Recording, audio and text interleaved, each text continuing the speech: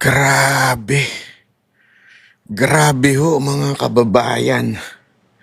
Ipakukulong daw lahat ng kumakalaban sa administrasyon na ito para daw talagang ma-impeach si VP Sara Duterte by hook o by crook.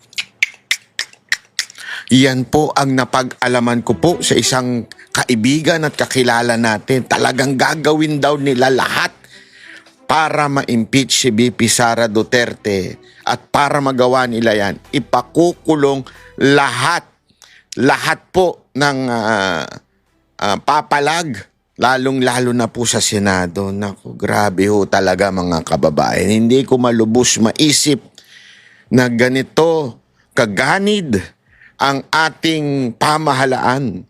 Ganito po sila sakim sa kapangyarihan na kahit sinusuka na sila ng taong bayan, talaga nga namang hindi pa rin sila bibitaw sa pwesto. Grabe ho, alam mo. Baka sabihin ninyo, wala tayong ebidensya. Meron po tayong ebidensya. Hindi po tayo tulad ng mga bayarang loyalista, vlogger, na walang ebidensya, akusa ng akusa sa mga Duterte supporter at sa INC. Naalala ninyo yung namatay na vlogger nila? Anong ginawa nila? Kesyo pagbibintang ang ginawa nila na kesyo mga Duterte vloggers o Duterte supporter o di kaya ang INC daw ang pumatay doon sa kanilang kasamahan. Hindi po totoo yan. Ngayon din, malalaman ninyo, ibabalita natin dito detalyado kung ano ba ang kinasangkutan niyang vlogger na yan. Nako, at ang may ebidensya po yan, ha? Hindi po ito gawa-gawa. Ebidensya po mismo. Meron ho. Nako po, grabe ho talaga pangyayari ngayon. Ang lupit po talaga. Alam mo, marami nang ako nakakausap na talagang sinasabi nila, bakit nagkakaganito ang bayan natin? Alam mo, kahit ako, wala akong masagot dahil sa totoo lang, hindi ko malubos maisip na paano nangyari yung ganitong klase. Kasi alam mo naman na alam ko naman na palpak itong si Marcos kasi kaya nga hindi ko bumoto dyan eh. Hindi ko binoto yan at kinampanya ko na wag manalo yan. Alam ko naman na may gagawa ng katarantaduhan yan. Pero hindi sa ganitong level.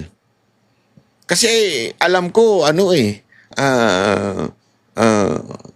hindi ko ma-imagine pala yung ganitong klase ng level ng kasamaan. Aba, matindi pala talaga.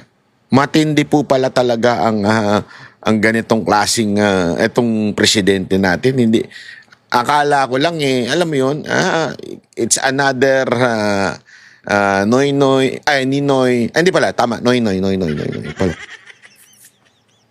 Another Aquino, di ba? Hindi. Mas malala pa. Di ba? Mas malala pa yung kanyang kalokohan.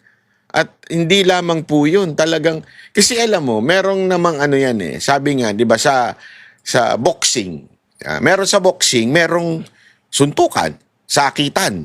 Normal yan, di ba? Pero meron tayong tinatawag na wag below the belt. Doon ang galing yun wag below the belt. Ibig sabihin, oo, sasaktan mo yung kalaban mo kasi suntukan nga boxing nga di ba? Patutulugin mo, ganun katindi yun, di ba? Kahit to doon sa yun sa UFC ba yun, yung mixed martial arts, duguan, di ba? Pero wag below the belt. May ganung patakaran. Kaya, ano ba yun? Ako, alam ko na itong si Marcos, talagang walang magagawang matino ito sa Pilipinas. Pero yung ginagawa niya ngayon, below the belt na. Meron kasing alabanan yan sa politika Yung mga oposisyon, mga nasa administrasyon, nagbabanatan yan. Kahit naman, hindi lang ito first time. Pero ngayon talagang below the belt, may pakulong na Sabi pa nga ni Cayetano, handa akong magpakulong. Huwag lang akong ipapatay. Naku po, patay tayo dyan. Di ba? Sino ba ang pinagbibintangan niya na ipakukulong siya? Si Lacson. Nako.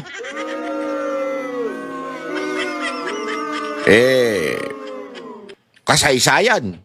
Ha? Hindi lamang po sa kasaysayan. Ito ay merong issue na kailangang sagutin. Yeah? Merong issue si Lacson patungkol dyan. Kung maaalala ninyo, sa history ng ating bansa, si Lacson ay, nako, ayoko na lang magsalita. Baka madamay pa tayo dyan. Hindi ko nga alam kung ito'y parinig ni Senator Alan Cayetano dito kay Lacson na sinabi niyang okay lang, handa akong makulong, wag lang ipatayin. Grabe We really have to pray for our country. Sa totoo lang, hindi ako nagbibiro. Sabi nga, sa tao, merong imposible, pero sa Diyos wala. Parang imposible na kasi yung mga nangyayari ngayon. Kaya talagang ating Panginoon na lang. Ngayon, sa totoo lang, iniisip ko nga yung mga nangyari kay Joel Villanueva kung bakit siya naghudas. Baka, kasi ganitong sasapatin, kanyang aabutin kung sakaling hindi siya bumaligtad, di ba? At hindi lang yan. Hindi lang si Alan Cayetano, pati si Pia Cayetano. Hindi lang si Pia Cayetano, pati Senator Loren Legarda. Nako po, lahat na. Pati si Villar. Nako po. Ito, meron ito mga ebidensya. Hindi ito gawa-gawa lang ha. Baka akala ninyo gawa-gawa, kwento lang. Tayo ang Banateros, hindi katulad ng mga bayarang loyalista. Kasi yung mga bayarang loyalista na yan, yung mga vlogger nila, mga patay gutom kasi yan. Sa totoo lang, sa kanto lang lumaki yan. Yan yung mga pinulot mo lang na mga walang trabaho. Yung wala. Hindi, as in walang trabaho. Tapos nakahawak ng cellphone, ayun, nag-vlog-vlog na. Tapos nung inunti-unti na silang mitingin, galing din niya si Jay Guevara Miniting-meeting siya nung isang anak ng senador Tapos inabot-abutan na, yan na. Diyan na nagsimula yan. Hanggang naging kliyente na itong administrasyon na ito. Syempre, alam mo naman, sa kanto mo lang nakuha yan. Wala namang kaalam-alam sa politika yan. Di ba? As in, bobo naman yung mga yan Meron nga isa dyan, di ba? Kinikwento ko sa inyo, dating jowa ng MG na hiniwalayan dahil lang bubugbog. Di ba?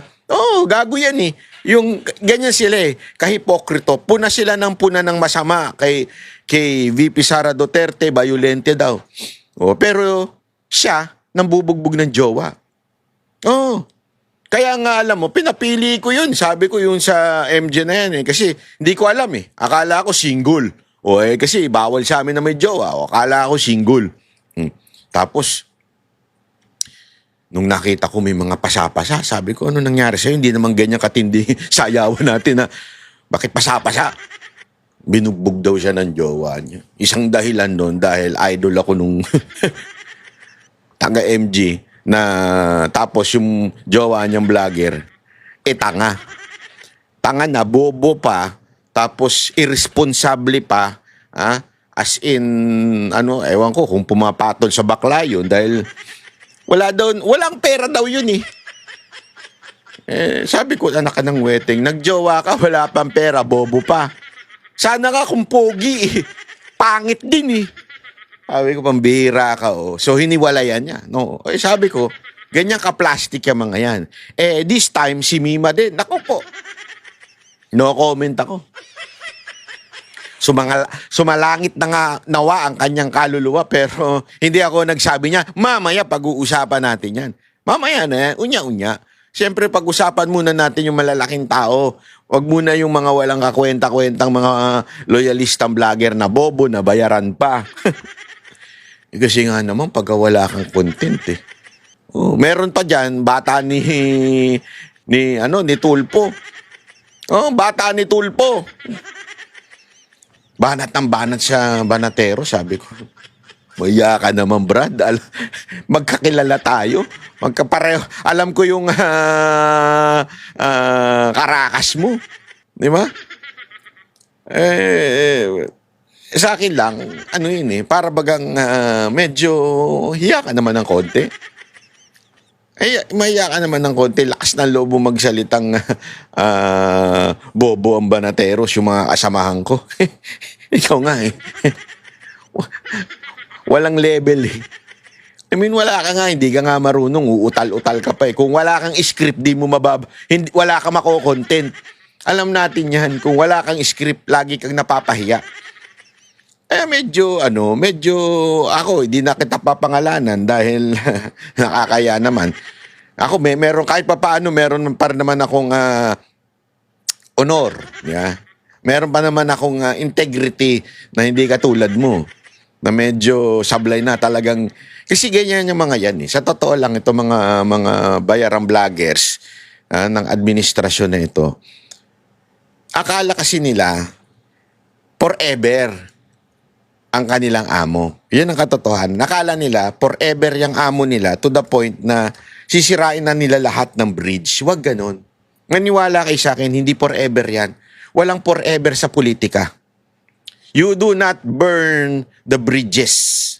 Huwag mong gagawin yan. Sasablay kayo dyan, maniwala kayo sa akin. Kaya yung mga palipat-lipat, yung dating kay Duterte, nag-isko. Nung nag-isko, biglang nag-Marcos. Alam mo, yung credibility nyo nawawala. Very important ang credibility pagdating sa vlogging. Especially pag ikaw ay political vlogger. Napaka-importante niya. Kung palipat-lipat at palipat-lipat ka, sirang-sira ang credibility mo. Halatang-halata na nababayaran ka. At depende kung sino yung nagbayad sa'yo, kaya palipat-lipat ka.